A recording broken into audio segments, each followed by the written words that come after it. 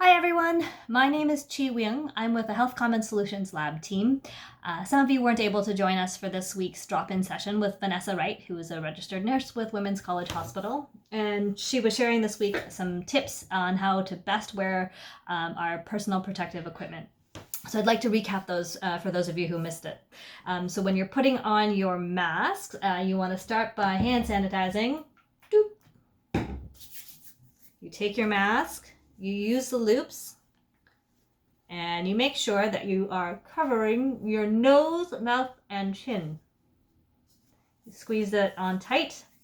Some other tips that Vanessa had and shared with us is to not to double up your mask. So we've seen people do that out there. I think it gives a false impression that you're able to stay safe, and because you're wearing two, sometimes you're fidgeting and adjusting it. If you're inside, she advises that you can use a mask and a face shield. And if you're outside, you should always be using a mask at this stage.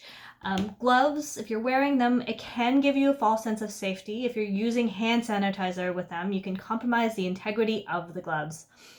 Another thing that you want to keep in mind is if you see others who are not wearing their masks over their nose, mouth, and chin, you can remind them that the best way to keep each other safe is to keep those areas covered.